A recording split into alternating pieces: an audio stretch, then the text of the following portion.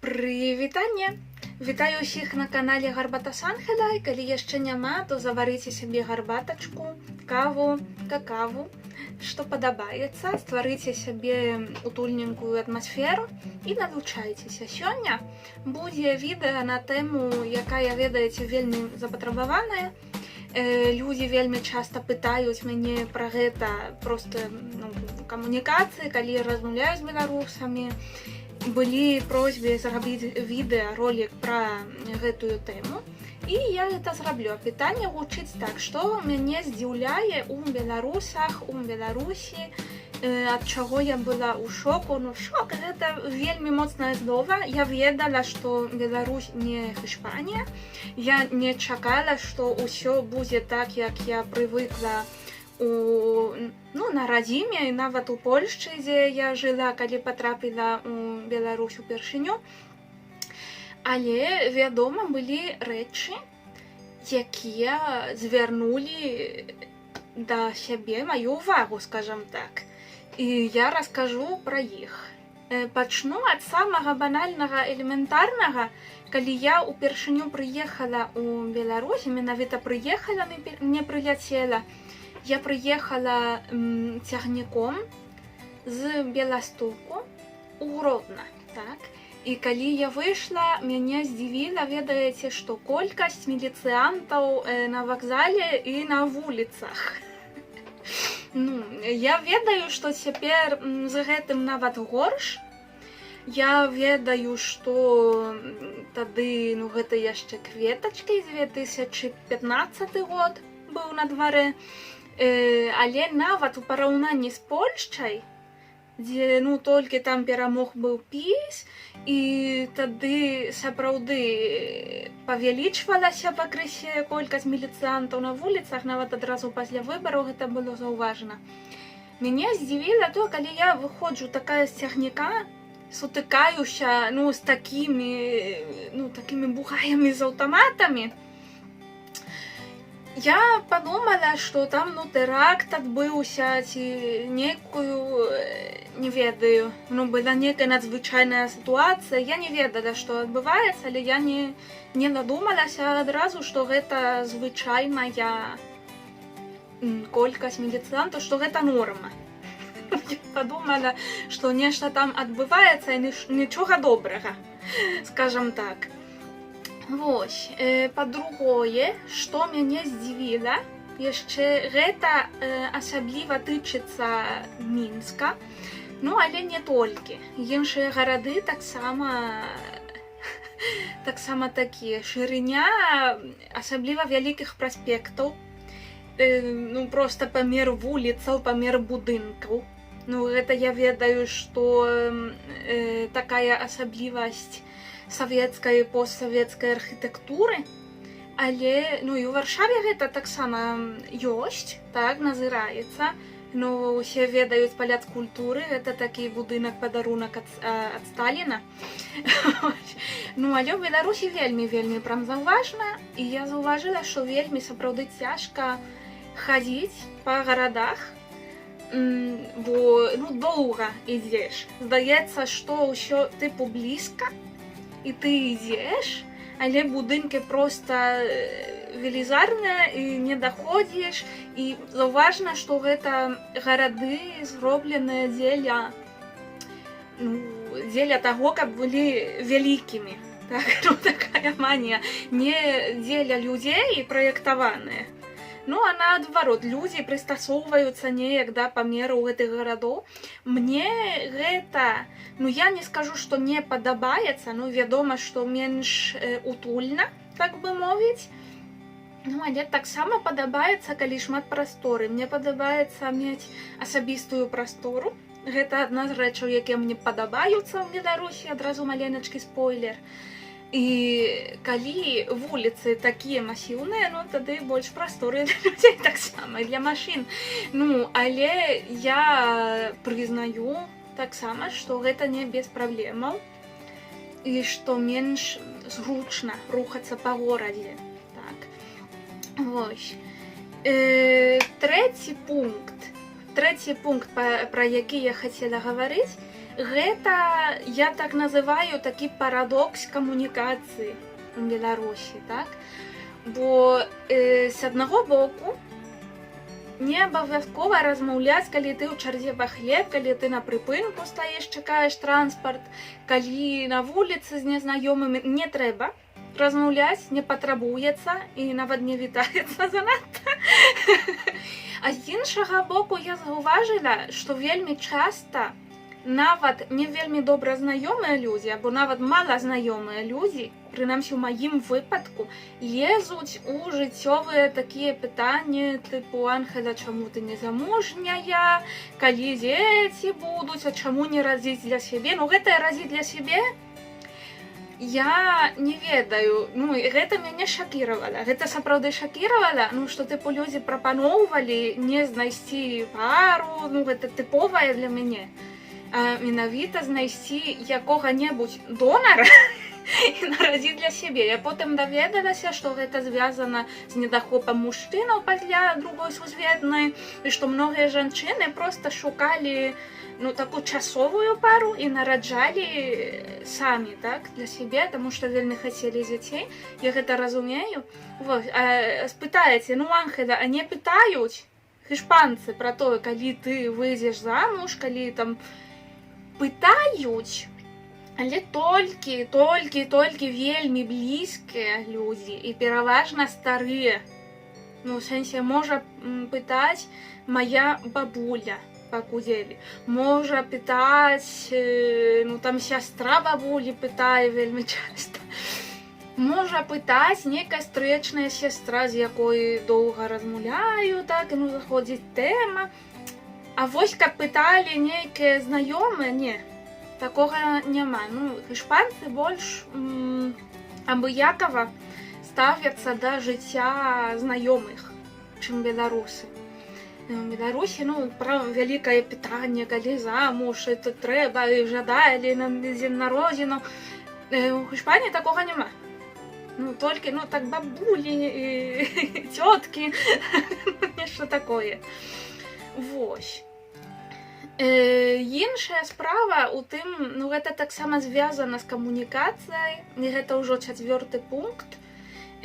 Беларусы, і калі ласка, не забіце мяне, я заўважала гэта асабліва ў пачатку. Беларусы лічаць, што я нейкая дурненькая, і што я не павінна ведаць пэўную інфармацыю, пра якую ўсе ведаюць. Напрыклад, перад тым, як я прыехала ў Беларусь, людзі папярэджвалі, што людзі рускамоўныя. Ну, што, тыпу, ты не сустрэнеш беларускамоўных, пераважна насельніцтва па-расейску размаўляе. Нібыта я не ведаю, нібыта у мяне гугля няма. Ну, блін, ну, я магу, я ведаю. Тым больш, я разумею, што іспанцы пераважна мала ведаюць пра Беларусь увогуле. Але калі чалавек ужо вывучыў беларускую мову, так-сяк, я так разумею, што гэта чалавек, які ў тэме, у прынцыпе, што я бы не вывучыла цэлую мову, не ведаючы пра яе абмежаванні ў плане камунікацыі. Ну, як так можна? Ну, але вельмі часта прагучала вось гэта, ну, што, слухай, а ў нас дыктатар. Ну, блін, а я ведаю, што ў вас дыктатар. Я валянцёр у 2 арганізацыях, каб выбраць гэтага дыктатара, пінуць і бай-бай Лукашенка, так? Ось. Пра гэта таксама будзе відэа. Ну, але пакуль што так. Зараз я скажу 5-й пункт, крыху звязаны. Я хачу звязаць пункты паміж сабой, каб атрымалася больш-менш гарманічна. Гэта ў тым, што ёсць такі стэрэатып, што усім і кожнаму лягчэй размаўляць па-расейску. І тым больш, калі ты замежнік, ну, неважна, я не расейка. Мне, у прынцыпе, то ж самае, вывучыць беларускую, вывучыць рускую. 2 мовы, скажам, блізкія адносна між сабой, і далёкія адносна ад маёй роднай мовы. Мне, калі пачаць ад нуля, ад пачатку, з нуля, так, мне ўсё адно, тую ці другую, так, аднолькава цяжка, ці аднолькава лёгка, скажем так. Вось я раскажу гісторыю пра тое, як мяне запрасілі на дзень роднай мовы, там такое мерапрыемства было, нават вечарынка, я бы сказала, музыка, гучна, вось, і мяне запрасілі на арт-сядзібу пачытаць некалькі сваіх аўтарскіх, заўважце, вершаў па-беларуску. Я прачытала, людзям, мне здаецца, спадабалася гэта. Спусцілася я за сцэны, падыходзіць такая дзяўчына, больш-менш майго ўзросту, тады 20 з чымсьці, так? Вось. І пытае, я пачула па тоне, так, што яна задала пытанне, і што пытанне сканчвалася на аць. Але я не пачула нічога іншага. Я ведала, што яна штосьці ад мяне хоча, што гэта пытанне просьба, але я не пачула. Я пачула, а можна тут, аць. Окей, я такая, кажу ёй, адказваю.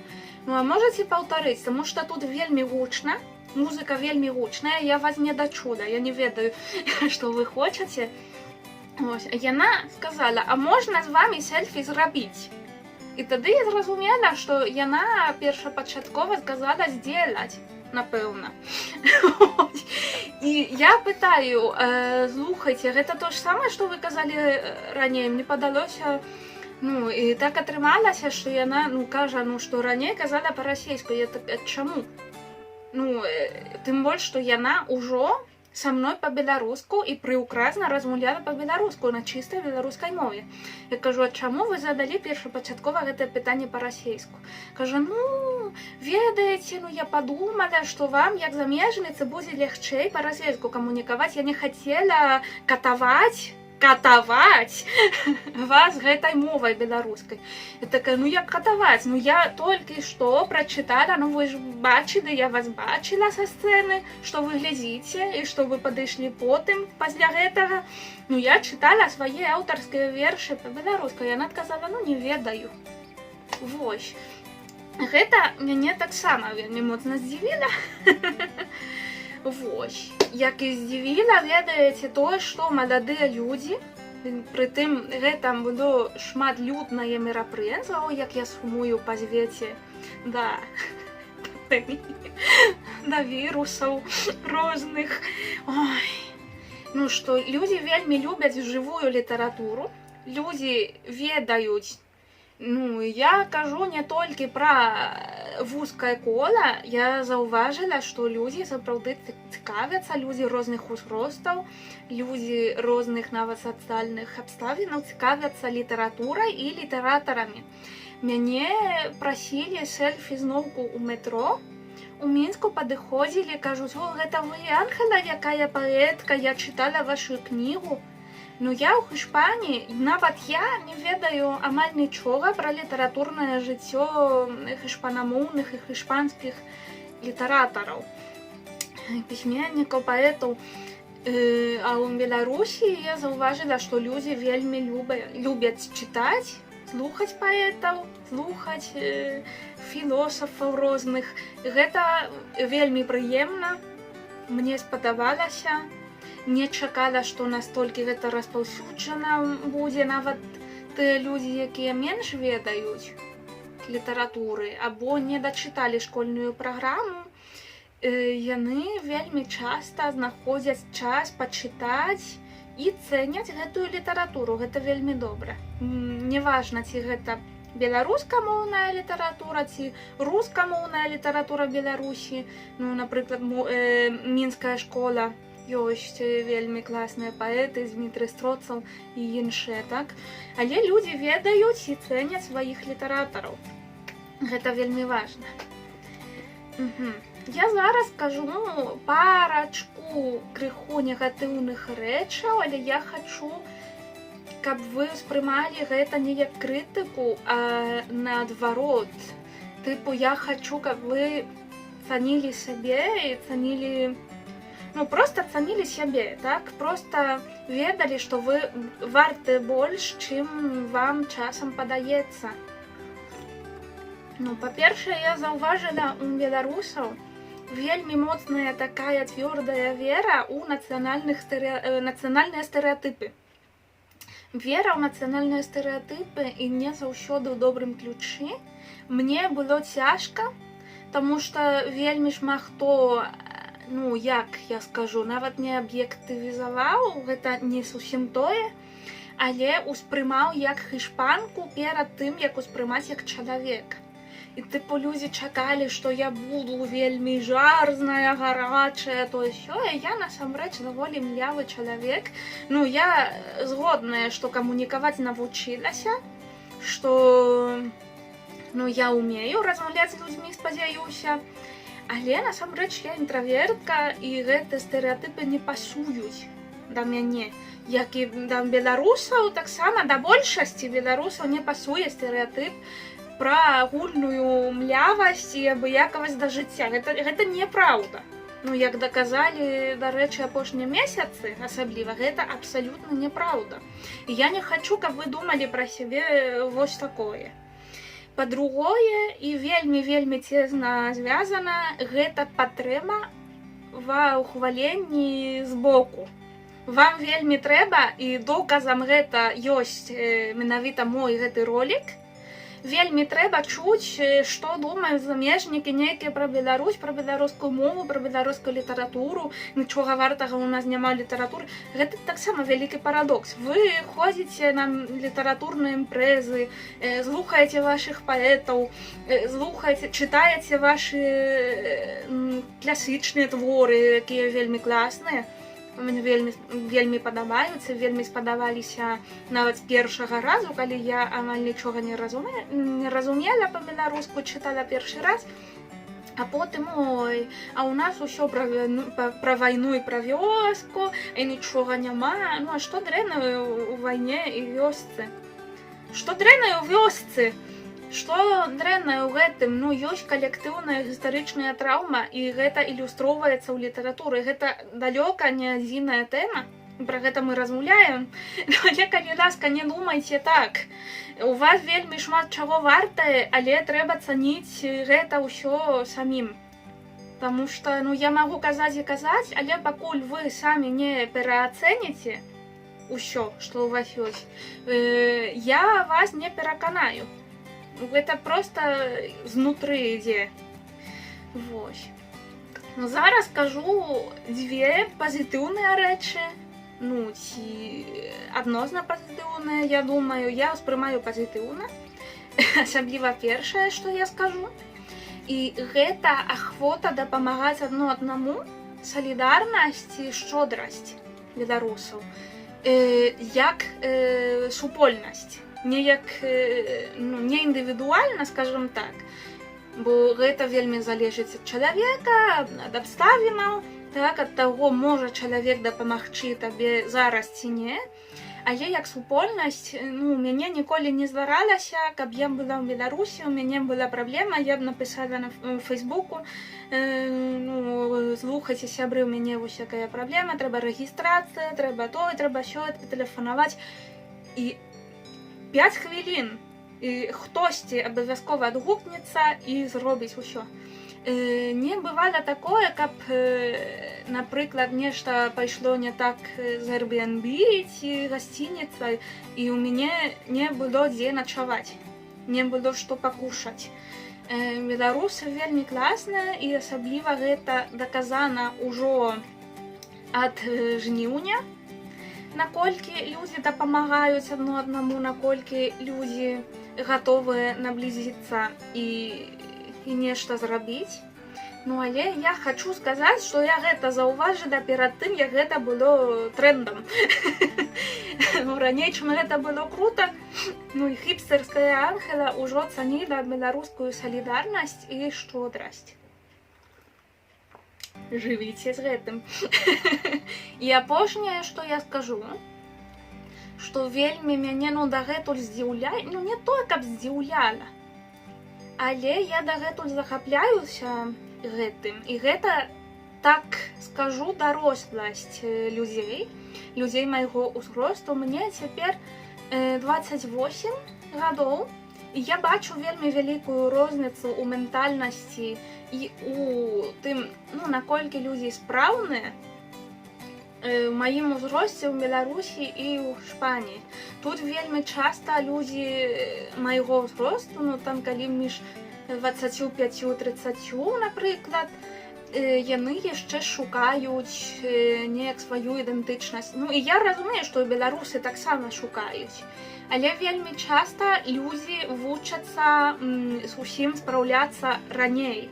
Я разумею, што гэта таксама ад таго, што абставіны цяжэйшыя, асабліва цяпер, што былі вымушаныя перажыць і перажываеце, і перажываем. Я таксама з вамі разам перажываю рэвалюцыю, такія змены, такія рэчы. Напрыклад, у мяне вельмі моцны кагнітыўны дысананс, калі я ў Іспаніі размаўляю пра беларускія справы, або калі я ў Беларусі размаўляю пра сяброў, якія ў Іспаніі. Гэта вельмі цяжка. Напрыклад, калі я кажу камусьці, што майго сябра, якога пасадзілі ў Беларусі, гэта кожны дзень, гэта штодзённая справа, гэта рэаліі такія. А ў Іспаніі гэта за што пасадзілі, няўжо наркотыкамі там. Не. Людзі проста іншых рэчаізнасцей, і яны па-рознаму развіваюцца, тэмпы таксама адрозныя. І гэта зразумела, гэта ясна, гэта па-іншаму быць і не можа. Таму вось так.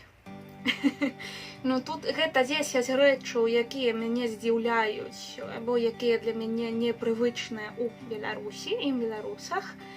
І думаю, што хутка будзе таксама відэа пра адваротныя рэчы, якія могуць здзівіць беларусаў, якія прыедуць у Іспанію ўпершыню. А пакуль што скончым тут. Зычу ўсяго найлепшага, дапівайце сваю гарбатачку, ці каву, ці што, піце, можа, піва, я не ведаю. І ўсяго найлепшага. Да пабачэння. Я ледзь не забылася. Падпішыцеся, пастаўце падабайку, гэта мне вельмі дапаможа. І калі хочаце даведацца першымі пра новыя ролікі, клікніце вось званочак такі, вось туды. Дзякуй.